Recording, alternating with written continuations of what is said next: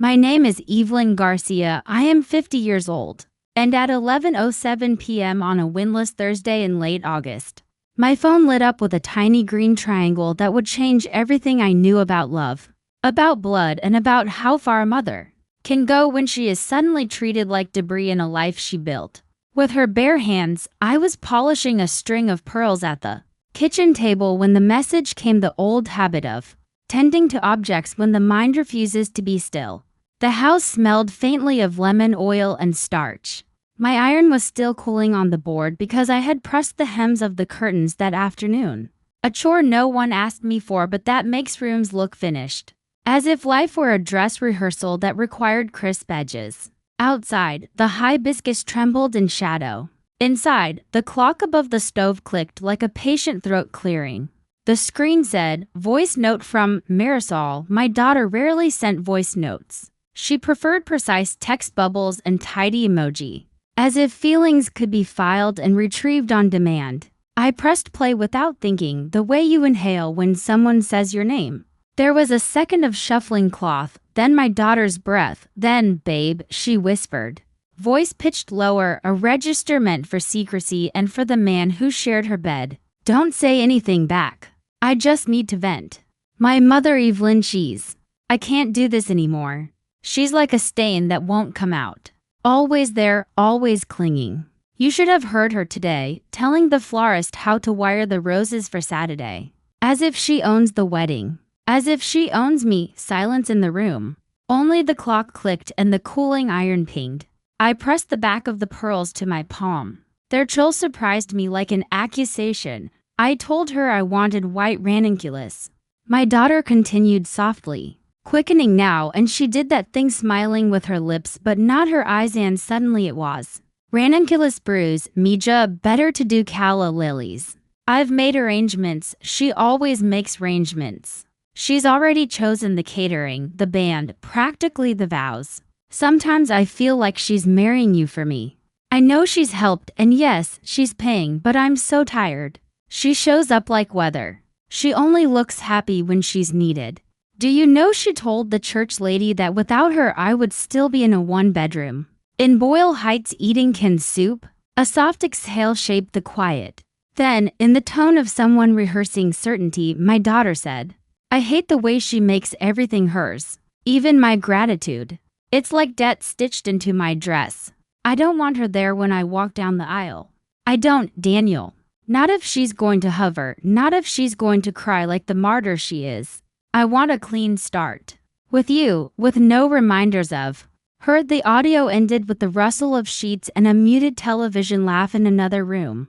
The message blinked complete, as if the phone were a witness who promised not to tell. I sat very straight. My name Evelyn hung in the kitchen like steam, evaporating and returning as condensation on everything I could see. In the pantry I kept jars labeled with tight black letters: rice, sugar, lentils, cinnamon. I had always believed in containers, in being the woman who keeps and counts, who remembers when everyone else forgets. I had built a life from the discipline of repetition. The way you fold towels is a promise. The way you show up is a religion. I replayed the note once, twice. I listened to my daughter use the word stain. I pictured a dress with a shadow you cannot scrub out, the laundress finally giving up. I remembered the day she learned to ride a bike in the cracked alley behind our first apartment. Her knee shining with mercurochrome where she'd fallen, and how she'd said, "Don't let go," and how I didn't, not at first. I did not cry.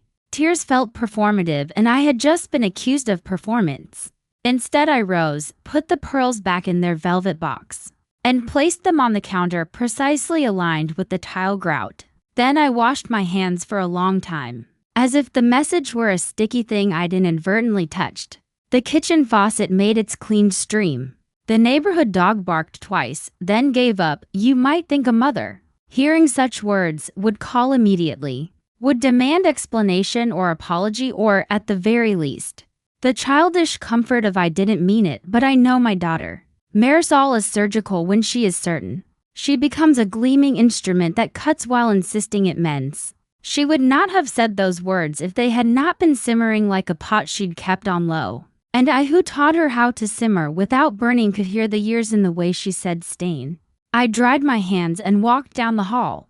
My room was tidy. My suitcase was under the bed. A navy rectangle with a stubborn zipper that had accompanied me through weekend shifts. 1,000 grocery stores and the only 2 vacations I ever allowed myself. I pulled it out, placed it on the quilt, and opened it.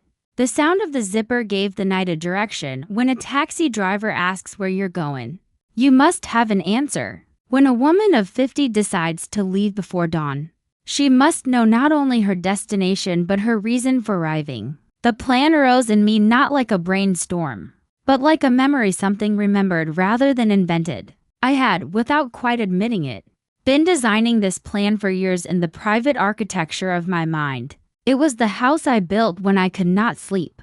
The blueprint folded into the inner pocket of my patience. I packed with an accountant's calm 3 dresses that do not wrinkle, 1 black suit with a jacket the color of strong coffee, 2 pairs of low heels, 1 respectable, 1 relentless, a silk scarf my mother left me, a notebook. The envelope of documents I kept in the safe behind the dull oil portrait of a ship birth certificate. Mortgage papers, the deed to a parcel in Jacinto my brother never asked about, and most quietly, the original partnership agreement for Garcia and Reyes Floral.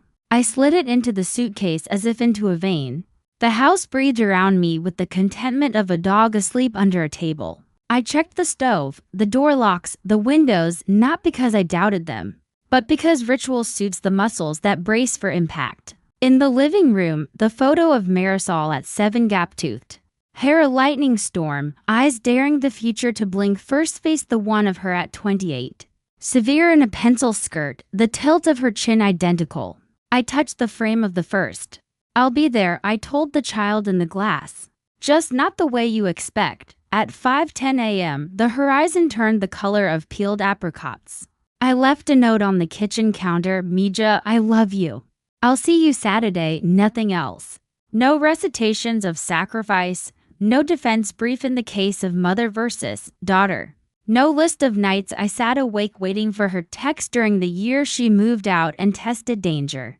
Like it was a fruit she wasn't sure how to peel. I placed the note under the pearls. I wanted her to feel both the weight and the coolness of what I was offering, my absence. Where she had expected presence, my plane glittering without saying its name. The taxi idled at the curb. Airport? The driver asked through the cracked window. Downtown first, I said. The bank. He glanced at me in the mirror, surprised and then indifferent. Like all men who have learned that women carry their own mornings. We passed sleeping houses whose porches remembered last night's laughter. The air held its breath. Even the bakery on San Vicente had not yet begun to exhale bread. At the bank, the lobby smelled of carpet and carefully tamed air. The manager was a woman my age with a bun that punished her scalp. I've always trusted women who make their hair obey at 6 a.m. She recognized me. Garcia and Reyes kept its accounts here, and she had once told me her niece loved our holiday wreaths. There is a difference between being beloved in a town and being useful. The former gets you invited.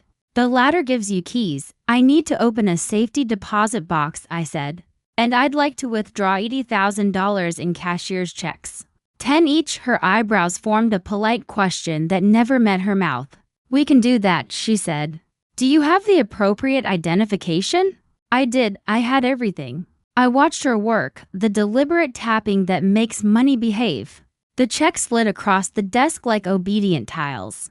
I signed each one with the signature I had learned to recreate exactly the same way every time. Consistency is a spell bankers respect. When we were done, I thanked her with the dignity of a transaction that should not be accompanied by small talk. Is everything all right, Ms. Garcia? She asked, the way people ask when they suspect the sky has just made a private noise. Everything, I said, and left with my small fortune zipped into my coat. It wasn't all of it, just enough to seed the ground.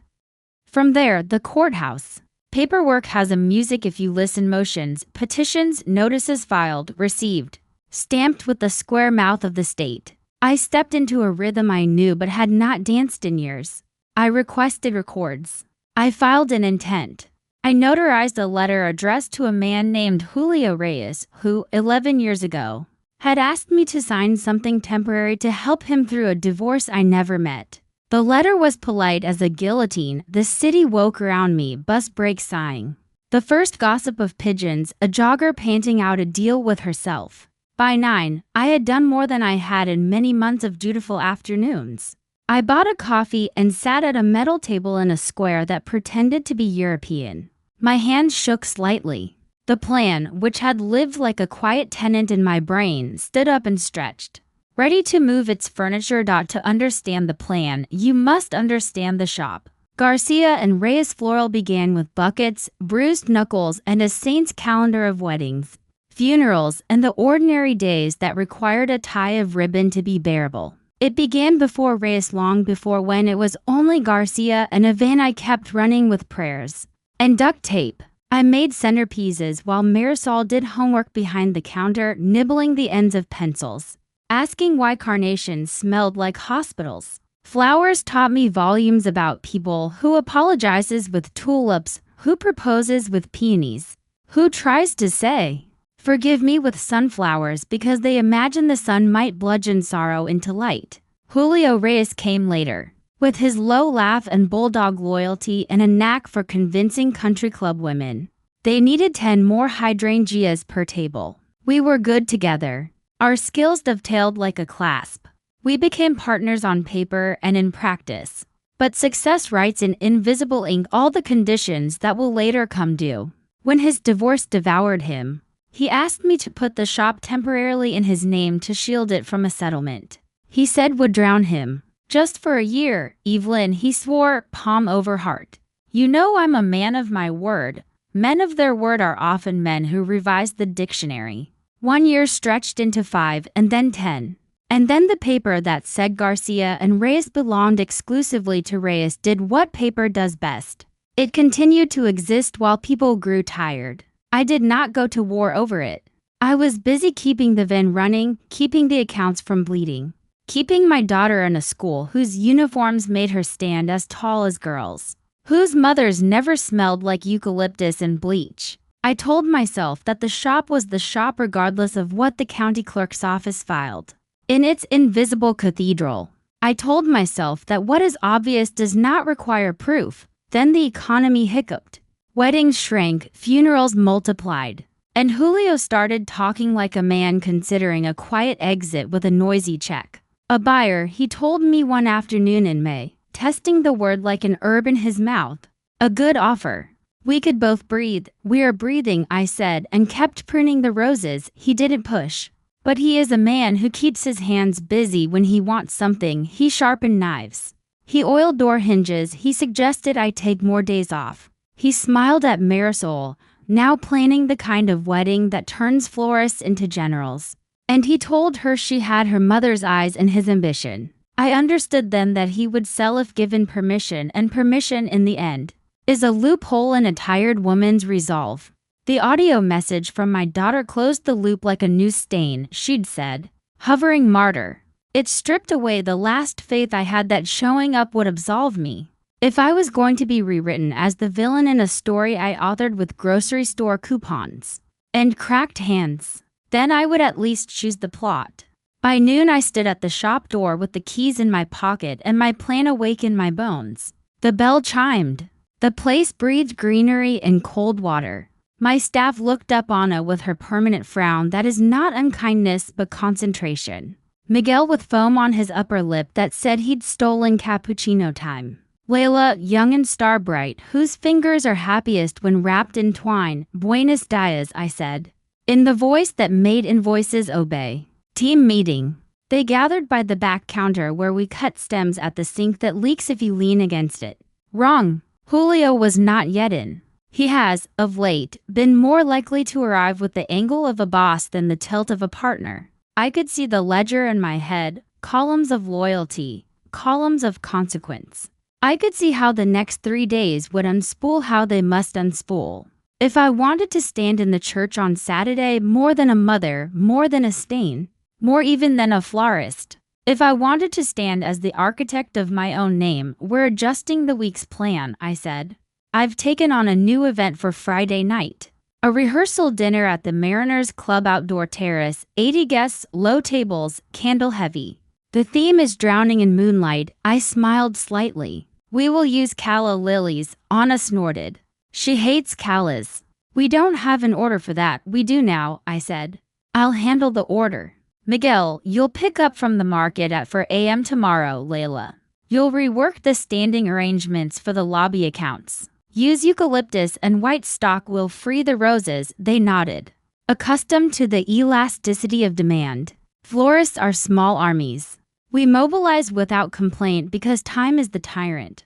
And everything has a deadline printed on its petal. And one more thing, I added. No calls from Julio are to be transferred to me today. If he asks, tell him I'm on deliveries. Anna lifted a brow.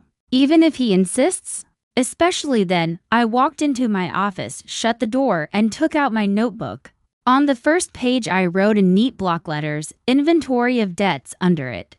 I listed not money but moments, the afternoons no one remembered. The nights that ended with a clean floor and an aching back. The emergencies I solved before anyone else realized there had been danger. I was not tallying to cry over the sum. I was converting invisible labor into a currency I could spend. You cannot leverage what you refuse to name. At 2 o'clock, Julio arrived. His cologne entered the room first, citrus and almost wealth. He tapped the door frame. Busy bee, he said. Got a minute? For you, always, I said, and looked up with the expression that has soothed many men, interested. Patient, slightly amused by their predictability. He sat, spread his knees the way men spread territory, and grinned. Good news, he said. Our buyer is back. Better number. I think we should sign before the end of the month. Is that so? I said, and my hand drifted to the envelope in the top drawer where the original partnership agreement lay like a sleeping dragon. Tell me the number, he did. It was a number that would solve many problems for a man and create a single, large one for a woman who refused to be erased. It would make official the mythology that he had built what I had built and that I had assisted. I nodded as if impressed. I told him I'd consider. Then I asked him to carry the heavy buckets to the cooler. And while he muffled a curse and did so because old habits make even ambitious men helpful, I texted Daniel, my soon-to-be son-in-law. We had always been polite to each other, Daniel and I, to satellites orbiting the same bright planet. He was a good man with a clean laugh. And he looked at my daughter as if she were a puzzle he was delighted to solve slowly. I typed, can you meet me at the Mariners Club tomorrow at 3? There's a rehearsal dinner detail I'd like to confirm with you. Surprise for Marisol. I added a winking face I did not feel. He replied within a minute, of course, Evelyn. My lips are sealed. I sat back, felt the room around me the way a pilot feels the plane. Everything hummed. I was arranging flowers, yes, but also arranging people. Some would say manipulation begins where generosity ends. I have learned that a mother's generosity is often mistaken for raw material. People will build their ease from it until the structure blocks her own view of the sky. So I had decided to build something else. For myself, for my daughter, for the name on the door. By dusk, I had finished the orders, the calls. The small acts of treason that felt like fidelity to a woman I had once promised not to abandon myself. I walked home under a sky bruised purple. The city laid out like a theater after the audience has left. My phone vibrated, another message from Marisol. A photo of her wedding shoes, delicate as pastry. The caption, what do you think? I stared a long time before I wrote back, beautiful. They'll carry you far. I cooked an omelet, ate half of it, washed the pan, dried it, hung it. I sat in the dark and let the shape of tomorrow come into focus. The market at 4. The ordering of lilies, the meeting at the club. The checks in my coat, the letter to Julio. The quiet conversation I would have with Daniel on a terrace where the ocean pretends to listen. I could already hear my daughter's voice when she discovered the arrangement I was making. I could hear the cracking sound of a narrative changing its jaw. I slept for 3 hours and dreamed of scissors, silver, sharp, reliable, slicing cleanly through ribbon that had strangled a bouquet. When I woke, the house was a held breath again. I dressed in the black suit and the relentless shoes. I left before dawn, the pearls around my throat cool as a verdict. By 4 a.m. the market was already buzzing. A cathedral of damp crates and yawning men whose hands knew more about petals than prayers. Miguel's van exhaled smoke in the lot and he jogged toward me with his cap backwards, ready for orders. The lilies waited in their buckets, white and tall, their throats like chalices begging for secrets. I signed the slip with a hand steady enough to fool anyone watching. The rest of the morning moved like choreography. Stems snapped, water splashed, ribbon hissed against scissors. My staff worked in silence thick with curiosity. But none asked the question their eyes held. Why so many callas? Why now? I had trained them to believe in my storms as much as in my calm. By noon, arrangements taller than a man lined the cooler. I packed the trunk of my car with the smaller bouquets, each one heavy with intention. The checks were zipped in my coat, the envelope for Julio nestled beside them. And in my notebook the list of debts had grown into a ledger of names. At 3 sharp. I pulled into the Mariners Club, the ocean glared like steel under the sun. And the terrace smelled of salt and lemon polish. Daniel was already waiting, jacket off, tie loosened, boyish grin in place. He waved, and for a moment I saw not my daughter's fiancé but a man who might one day be my ally. Evelyn, he said, pulling out a chair. What's this surprise? I set the flowers between us, their fragrance insistently sweet. Then I leaned in, my pearls cool against my skin, and said, Daniel, I need to tell you something about this wedding. About Marisol, about me. And about what will happen on Saturday if we let things continue as they are. He blinked. The smile dimming, replaced by the wariness of a man who senses a hidden map about to be unrolled. This isn't sabotage, I said softly. It's protection. For her, for you. For what you both deserve. The waves struck below like a drum. Daniel's hand stilled on the table.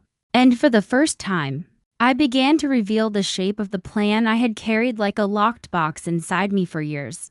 Daniel's eyes narrowed slightly, not in suspicion, but in concentration. As though he already sensed that what I was about to tell him would not only concern the wedding, but the foundation of his future with my daughter. The calla lilies between us trembled in the ocean breeze, their white throats opening to the air like tiny heralds of revelation. I folded my hands on the table, pearls cool against my neck, and began, Marisol believes I hover because I cannot let go, I said, my voice low, measured. She believes I live through her because I have nothing of my own. But that is not true, Daniel. What she does not know and what Julio Reyes has carefully hidden is that the business, Garcia and Reyes Floral, belongs to me. It always has. And tomorrow morning, when I walk into that courthouse, it will belong to me again on paper. He has been trying to sell it out from under me, erasing my name as if erasing a chalk line. I cannot let that happen. Not for myself. Not for her. Because that business is her inheritance, whether she accepts it or not. Daniel's mouth opened, then closed, words failing him for a moment. He leaned forward, elbows on the table, his expression more sober than I had ever seen it. She doesn't know? No, I said. She doesn't see. She thinks I cling to her because I fear being left behind. The truth is, I have built walls around her so she would never know hunger. Never feel the desperation that was stitched into my own childhood. I made sacrifices invisible on purpose, so she would believe stability was natural. I never told her that while she was at piano lessons, I was balancing ledgers at midnight. That while she was shopping for prom dresses, I was fighting Julio in silence to keep the doors open. She doesn't know because I never wanted her to know. And now, she mistakes that silence for weakness. The wind pushed his hair across his forehead. His eyes, steady, held mine. So what's the plan? I allowed myself a slow breath. The moment of unveiling was both terrifying and liberating. The plan is to let her think I will not be at the altar, to give her the clean start she believes she wants. But while she is focused on absence, I will be putting everything in order, restoring the business to my name. Dismantling Julio's hold, ensuring that when she comes back from her honeymoon, she finds not a mother still clinging but a legacy waiting for her. She may resent me, but she will never be able to say I left her with nothing. On the night of the rehearsal dinner, when she least expects it, she will see the truth. And Daniel. I paused, the air sharp in my chest. I will need you to stand beside me when that moment comes. Not as my ally against her, but as her husband who will one day understand that love sometimes looks like war. Daniel was silent for a long time, staring at the lilies as if the flowers could interpret the labyrinth of family wounds laid between us. Finally, he said, "She's stubborn. You know that better than anyone. If she thinks you've manipulated her." "I have not manipulated her," I said, firmer now. "I have protected her. There is a difference. But yes, she will rage. She will accuse. She will throw words like stones. And I will let her. Because when the stones fall, what remains standing will be the truth. I did not build my life on her shoulders. I built it beneath her feet so she could walk farther than I ever could." Daniel's jaw tightened, then softened. He reached for one of the lilies, turning it gently in his hand. "She deserves to know who you really are, even if it shatters her illusions. I'll stand by you, Evelyn. But you have to promise me something." "What?" "That this plan, whatever it unfolds into, isn't about revenge.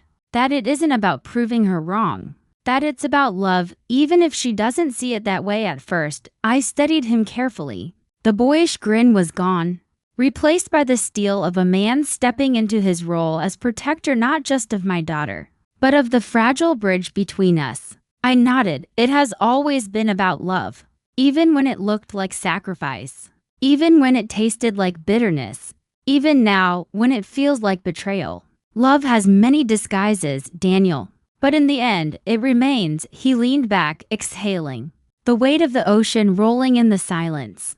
"Then tell me what to do." I slid one of the cashier's checks across the table, folded neatly into an envelope.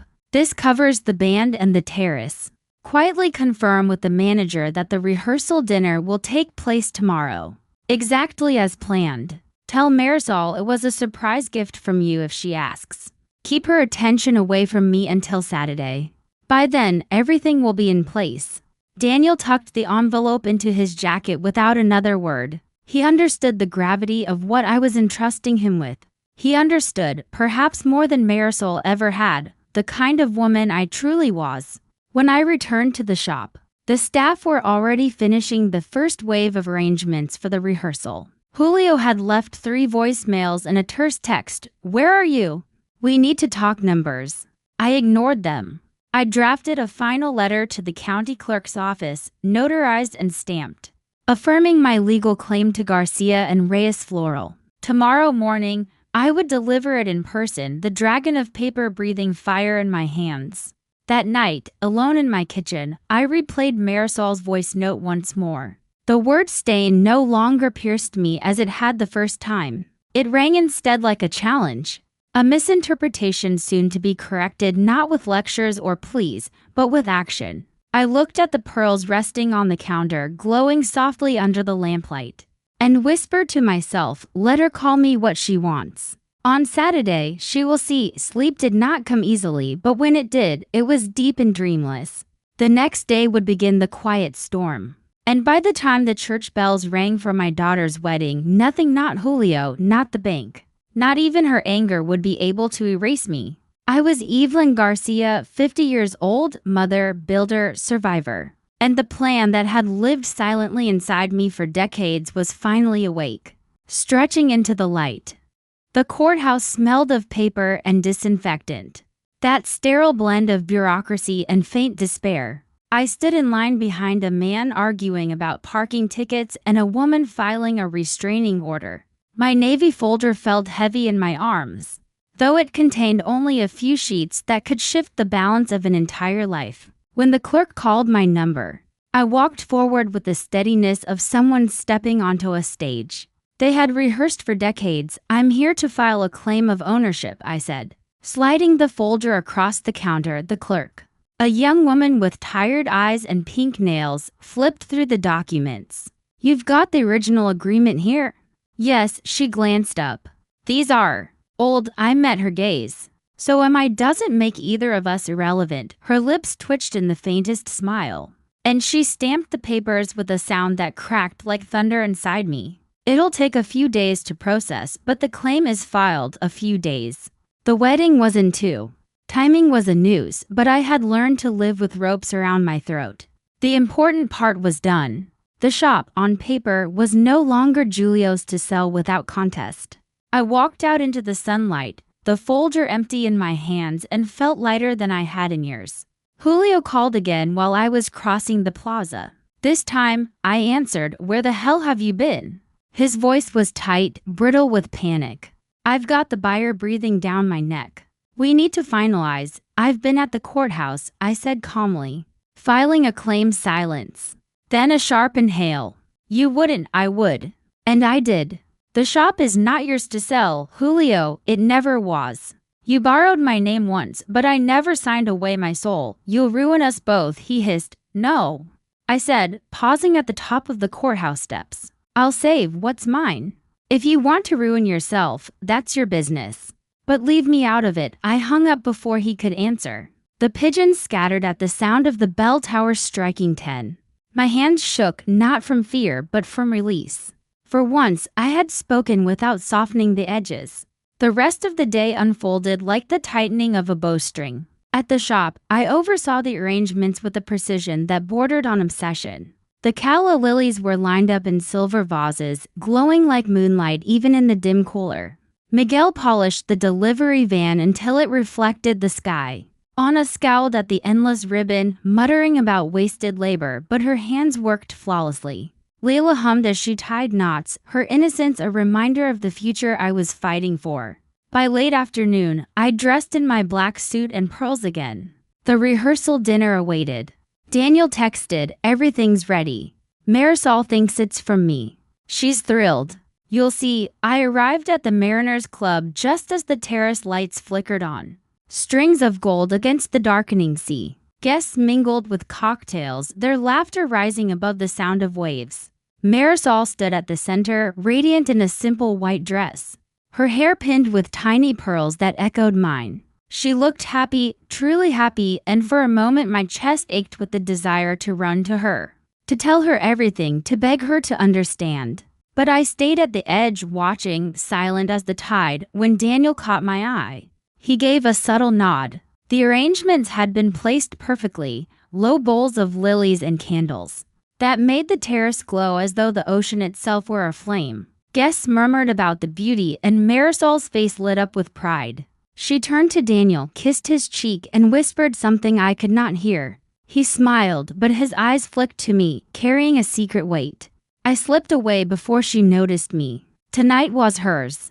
Tomorrow would be mine. Back at home, I poured myself a glass of wine and sat in the dark. Julio had not called again, but I knew he would not surrender quietly. He was a man who mistook persistence for entitlement. He would fight, but now he would be fighting on my battlefield. The next morning, as dawn spread across the city, I stood in front of the mirror and regarded the woman staring back. 50 years old. Lines at the corners of her eyes, but eyes that burned brighter than they had in youth. Pearls at her throat, not as decoration, but as armor. I touched the glass and whispered, "Today, we begin again at the church." Preparations buzzed like a hive. Flowers, ribbons, bustling voices. Marisol arrived late, glowing with nerves and joy. Her bridesmaids fluttering around her like sparrows. She barely looked at me, but when she did, her eyes were cool, polite, detached. The stain. The hovering presence. I accepted the distance without flinching. The ceremony began. The organ thundered. Guests rose as Marisol walked down the aisle on Daniel's arm. She had refused mine. And that wound still throbbed. But I stood tall in the front row, my hands clasped. My heart a steady drum when the vows were spoken and the rings exchanged. I felt a shift inside me as if the earth had finally stopped tilting beneath my feet. And when the priest declared them husband and wife, I knew it was time. During the reception, while music swelled and guests toasted, I took the microphone. My hands were steady. My voice clear to my daughter and her new husband. I began, smiling at Marisol's startled expression. I have only one gift. Not money, not jewels, not even flowers. My gift is truth. And the truth is this: you do not stand here on a foundation of my absence, but on the ground I built for you. The shop, the work, the life, it was mine, and it is yours now. Whatever you think of me, whatever words you have spoken in anger, remember this, I did not cling to you. I carried you. And I will continue to carry you, even if from a distance." Gasps rippled through the room. Marisol's face went pale, then flushed red, her mouth opening as if to protest. But Daniel's hand tightened around hers. He looked at me with steady eyes, a silent promise. I stepped down, pearls gleaming, and walked into the crowd. Whispers rose like smoke, but I did not care. For the first time in years, I was not hovering. I was standing on my own ground, unshaken, unashamed. Evelyn Garcia, 50 years old, mother, builder, survivor, and finally visible. Marisol's eyes burned into me from across the room, and I could feel her anger like heat against my skin. She broke away from Daniel's side and came striding toward me, her heels clattering against the polished floor, her dress sweeping like a wave about to crash. Guests pulled back instinctively, forming a silent corridor between us. I stood perfectly still, pearls at my throat, chin lifted, refusing to shrink even as my daughter's fury filled the air. "How dare you?" she hissed when she reached me, her voice sharp but low enough to avoid echoing. "How dare you turn my wedding into one of your performances? You couldn't stand it, could you? You couldn't let me have one moment without making it about you." I held her gaze, calm, steady. "This is not about me, Marisol. It's about what I have given you, what I have protected for you. You think I'm a stain? But tell me what kind of stain builds the ground under your feet." Her face twisted, torn between rage and confusion. For a moment, she was the little girl I once knew, caught lying about broken glass. Furious that I had discovered her but too proud to admit it. "You always do this," she whispered harshly. "You take over. You control. You make sacrifices no one asked you for, then throw them in our faces like debt." I could have argued. I could have begged. Instead, I leaned closer, my voice soft enough that only she could hear. "And yet without those sacrifices, this dress would not be on your back. This ring would not be on your hand, and this day would not be happening. Call it control if you like. Call it martyrdom. But it was love, Marisol. Ugly, relentless love." Tears welled in her eyes, though she blinked them away with practiced defiance. She turned her head as Daniel came up beside her, placing a protective hand on her arm. He looked at me, his expression torn, but then he leaned toward her and whispered something. I couldn't hear the words, but I saw the way her shoulders stiffened, then faltered, as if a piece of her armor had cracked. Guests murmured, sensing the tension. The band faltered, the violin bow dragging across the strings with a squeak before resuming. I drew in a breath and straightened. "I'll leave now," I said, stepping back. "This is your night. You will not remember it for my shadow, but for your choice. Remember only this, Mija, one day, when you feel the weight of life on your shoulders, you'll know what I carried. And maybe then you'll forgive me." I turned and walked toward the doors, each step deliberate, each one heavy with decades of silence finally broken. Behind me, I heard Marisol's sharp intake of breath, the beginning of words she couldn't bring herself to speak. I didn't stop. Outside, the night air wrapped around me, cool and salted with the ocean. I stood at the top of the church steps, looking out at the dark sky lit by a crescent moon. For the first time in years, I felt tall not because I was being seen, but because I no longer cared if I was invisible. Then, just as I reached the bottom step, I heard her voice, "Mom." I froze. The word cracked through the night like lightning. Slowly, I turned. Marisol stood in the doorway, framed by golden light, her veil slightly askew, her chest heaving. Daniel lingered behind her, silent, letting her choose. Her eyes were wet now.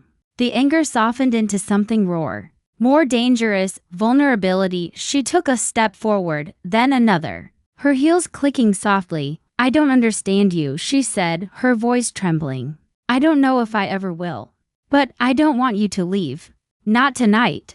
Not like this." The ache in my chest swelled until I thought it might burst. I wanted to run to her, to hold her, to say all the words I had swallowed for years. But I stayed where I was, tears burning my own eyes. "You don't have to understand me," I whispered. "You just have to live. That's all I ever wanted for you." She shook her head, stepping closer until she was only a few feet away. "Stay, please, we can fight tomorrow." Tonight, just be here. And in that moment, the years of silence, of sacrifice, of bitterness and resentment softened like wax under a flame. I climbed the steps back toward her, my pearls cool against my throat, my heart trembling like a bird finally freed from its cage. When I reached her, she didn't hug me. Not fully. She only brushed her hand against mine, a fleeting, tentative touch. But it was enough. More than enough. Inside, the music swelled again, the guests erupting into laughter and chatter as if nothing had happened. But for me, for Marisol, for Daniel watching quietly from the doorway, everything had changed. I was no longer the stain, no longer the shadow. I was Evelyn Garcia, mother, builder, survivor, and at last, my daughter had spoken my name not with contempt but with need, and that, after 50 years, was the beginning of everything new. The night blurred into music, dancing, and the clinking of glasses. I stayed, not at the center of the celebration but at its edge, where I had always lived, close enough to keep watch, far enough to give her space. Marisol did not come to me again, but every so often her eyes found mine across the room. This time, she didn't look away. Julio arrived late, storming in with his suit wrinkled and his temper sharp. He cornered me near the buffet, spitting words about betrayal, lawsuits, ruined deals. I let him rant, then handed him the notarized copy of the claim. "It's over, Julio," I said simply. "You'll find no profit in my name anymore." His face fell, his bluster collapsing into silence. He left without another word. The next morning, the city was still heavy with confetti and echoes of laughter. Marisol and Daniel prepared for their honeymoon.